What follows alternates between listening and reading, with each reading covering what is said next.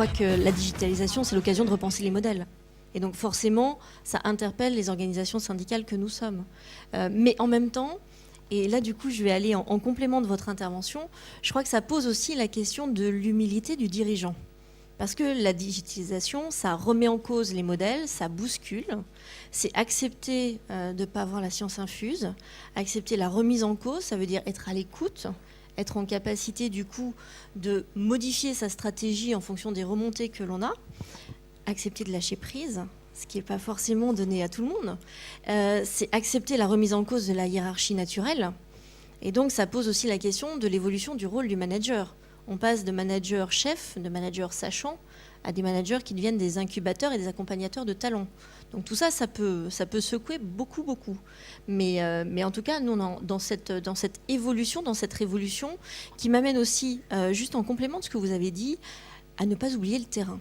C'est-à-dire qu'on a tendance parfois à dire, puisqu'on a misé sur Internet, on oublie le terrain. Et nous, les retours d'expérience que l'on a, c'est qu'il faut miser sur les deux en parallèle, parce qu'il y a ceux qui utilisent Internet, mais il y a encore une grande frange qui n'utilise pas et qu'il ne faut pas perdre en cours de route dans la stratégie que l'on a mis en place. J'ai l'impression, Brigitte, que ce que vient de dire Carole à propos de la transformation de l'encadrement, vous pourriez le reprendre très largement à votre compte. Oui, tout à fait. Je crois que c'est ce qu'on peut constater globalement dans nos organisations, que dans le monde du travail, il y a effectivement, on est complètement perméable à ce qui nous arrive autour de nous. Et donc, on n'est pas en dehors de la vraie vie, on n'est pas à côté de la vraie vie. Elle interfère, elle rentre dans l'entreprise. Il y a des règles. Après, on fonctionne avec, on a envie de fonctionner avec, ou on ne veut pas. Mais globalement, c'est fait quand même avec un objectif. Il y a un cadre qui est donné, on fonctionne à l'intérieur de ce cadre. Mais ce cadre, il est quand même très sensible et très touché par ce qui se passe à l'extérieur. Et que ça soit des dirigeants d'entreprise ou le DRH, dans sa fonction RH, de responsable en fait des femmes et des hommes d'une entreprise et comment on fait jouer ensemble les collectifs, est forcément imprégné d'événements, de méthodes, de réflexes, d'habitudes, de relations entre les femmes et les hommes qu'ils ont en dehors du monde du travail. Et après, c'est comme quel est le réglage et où se met le curseur. Je suis d'accord. Ouais. Vous êtes toutes les deux, vous dirigez et vice-présidez des organisations qu'on pourrait appeler communautés, extrêmement riches, extrêmement interactives. Et je crois que toutes les deux, vous avez des expériences récentes, justement, sur la façon de les gouverner de façon un peu différente, d'aller rechercher un peu le consensus. J'aimerais beaucoup que vous puissiez nous en parler. Alors en fait, je suis arrivée donc à la tête de la CFE-CGC il y a un petit peu plus d'un an, et justement avec une campagne qui s'est en partie passée sur Internet, parce qu'en fait j'ai une conviction, c'est que le syndicalisme d'aujourd'hui et de demain, c'est un syndicalisme de terrain, un syndicalisme à l'écoute, donc construire les propositions avec les adhérents, et un syndicalisme non seulement qui réagit à l'actualité, mais qui est en capacité d'anticiper, d'innover socialement. Et donc, dans le programme que j'ai présenté au Congrès, il y avait le fait de dire tout ce changement de mode d'action doit s'incarner au travers d'un changement de nom. Parce que le nom, c'est l'ADN de l'organisation, c'est la vitrine de l'organisation. Et donc, pour changer de nom, j'ai proposé qu'on mette en place une plateforme collaborative. Donc, plateforme collaborative ouverte à nos 160 000 adhérents. Donc, bien entendu, avant, on a fait un brief. Dans le brief, c'était quoi ? On ne veut pas de sigle, parce qu'un sigle, ça ne parle qu'à des initiés. Si on a envie d'aller séduire le grand public, les 92% de non-syndiqués, donc pas de sigle. Pas un nom qui comporte que cadre, parce qu'à la CFE-CGC, on nous résume souvent la centrale des cadres. Mais en fait, nous adressons aux agents de maîtrise, aux techniciens, aux cadres, aux ingénieurs et aux agents des fonctions publiques. Donc pas non plus d'opposition publique-privée. Un nom, si possible, qui puisse commencer par un A. Alors ça, je vais dire aux autres organisations syndicales, bouchez-vous les oreilles à ce moment-là, pour ceux qui sont dans la salle, pour être en tête des communiqués d'intersyndicales. Voilà.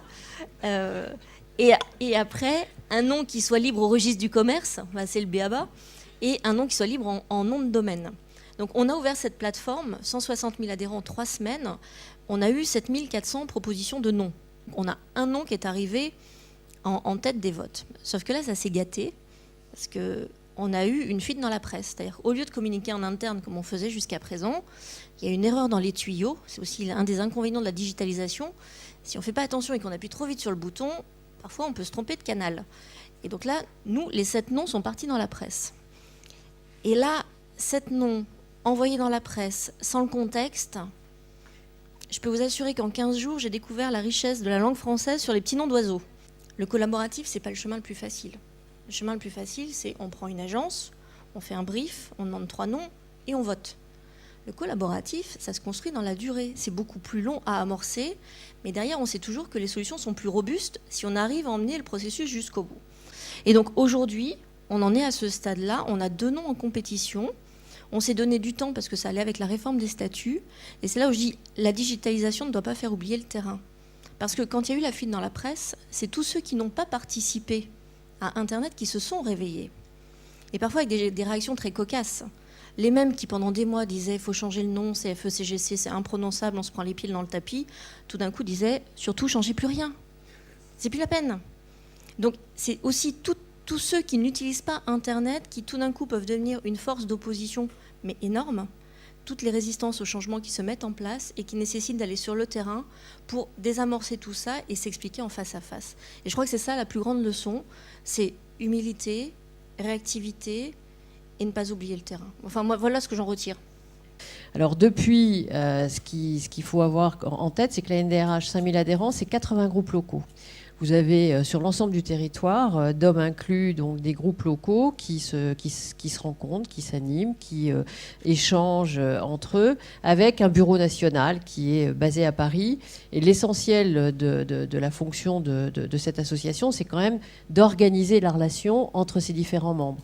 Il y a des sujets sur lesquels la NDRH va être consultée par exemple, les pouvoirs publics sur des projets de loi, sur des évolutions, sur des rencontres que l'on peut avoir avec des organisations syndicales. Et pour pas n'en faire qu'un relais de la dizaine de personnes à peine du bureau national qui, à un moment donné, ne représente pratiquement que ce groupe-là, c'est intéressant de dire, quand je parle, quand je réagis, je vous présente globalement 5000 professionnels. Et donc, l'animation et la relation avec les groupes locaux étaient devenues indispensables. D'où un effort important de la création d'un site web, qui est encore très critiquable et sur lequel on peut, comme toujours, poursuivre les améliorations qui sont engagées, mais sur lesquelles la relation est assez directe avec nos adhérents.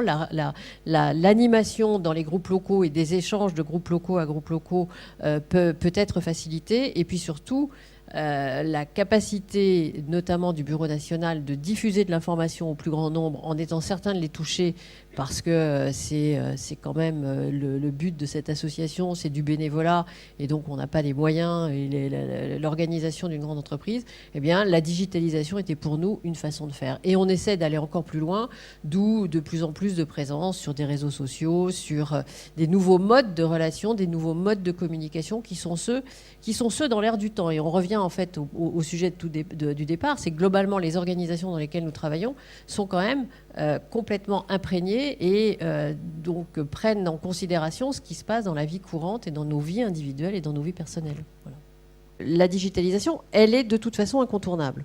On voit bien que globalement le numérique rentre dans nos vies et qu'à partir du moment où ça rentre dans nos vies, ça rentre dans l'entreprise, ça rentre dans le monde du travail, et il est nécessaire de prendre ça en considération, parce que premièrement, par exemple, ça peut permettre d'être utilisé pour la mise en place de processus et sortir de gens de certaines tâches dont la valeur ajoutée ou dont l'intérêt intellectuel est limité, mais comme c'est à faire et on trouve des gens qui doivent le faire.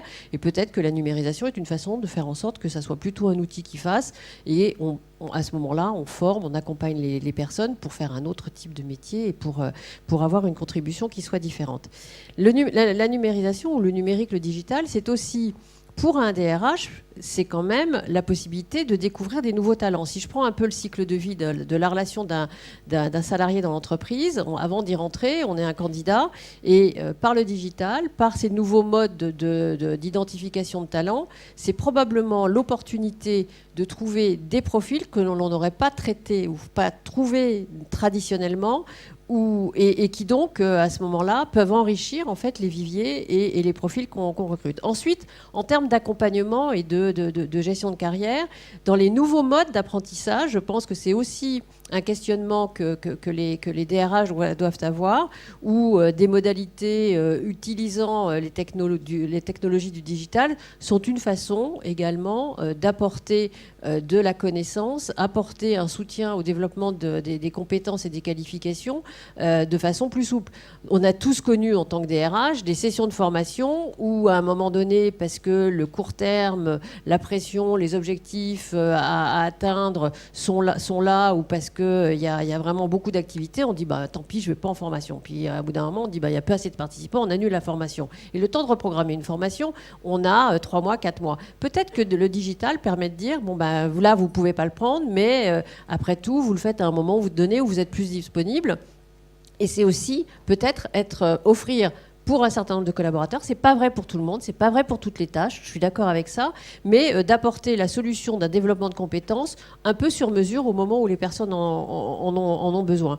Et je fais partie de ces personnes qui disent que le digital, c'est pas de la formation bas de gamme. On peut avoir d'excellentes formations également au travers du digital qui sont bien plus excitantes et bien plus intéressantes que d'avoir quelqu'un, un formateur qui peut être vraiment pas très drôle et dans une session où on ne s'éclate pas alors que le digital va pouvoir le permettre.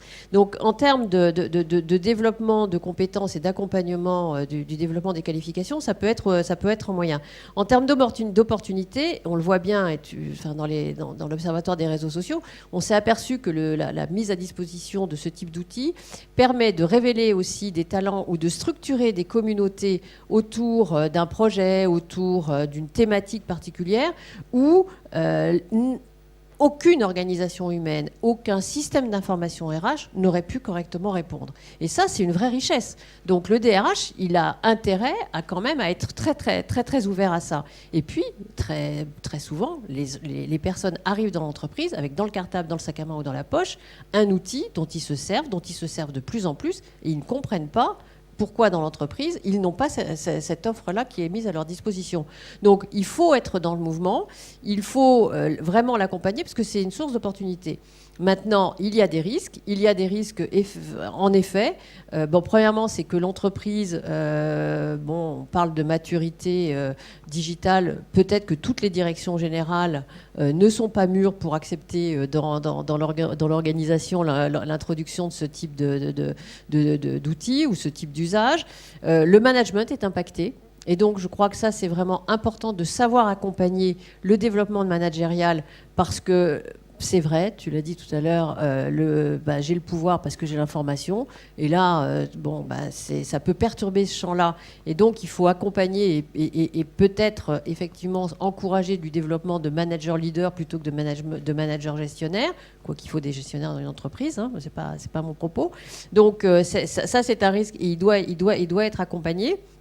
Et puis également, du point de vue des organisations syndicales, dans le cadre du dialogue social, il peut y avoir aussi un sentiment des organisations syndicales de se faire déposséder du rôle de représentation et d'interlocuteur classique et organisé, structuré, reconnu de la relation avec la direction et représentative des salariés. Donc ça, ce sont des risques qu'il faut aussi que le DRH sache appréhender et ça nécessite un effort vraiment de tout le monde. À la fois de la direction, à la fois des salariés, à la fois donc de la fonction RH dans son ensemble, dans ses différents métiers, et à la fois des organisations syndicales dans le cadre du dialogue social. Voilà. C'est clair qu'on a nous aussi notre propre évolution à faire, notre propre accompagnement à faire par rapport à nos équipes. Mais parfois, c'est vrai qu'Internet offre la rapidité de circulation de l'information qui aussi, dans certains cas, prend à revers les directions. Ça repose toute la question du circuit de la communication interne. C'est que parfois, certaines organisations syndicales arrivent à communiquer plus vite que certaines directions. Donc, il faut qu'on apprenne à utiliser ce vecteur-là et à communiquer de concert pour, du coup, pas nous se retrouver dans le cadre d'informations confidentielles qui arrivent sur la place publique avant que ne le souhaite la direction générale. Parce que dans des grands groupes du CAC 40, ça peut avoir des conséquences sur le cours de bourse. Donc, on est aussi des acteurs responsables. Donc, il y a encore des tâtonnements. Mais on a tous une part active à prendre. Et de toute manière, si on ne le fait pas, les salariés ont accès directement à l'information eux-mêmes. Donc soit on regarde passer la caravane, soit on anticipe, mais je crois que c'est urgent et c'est maintenant.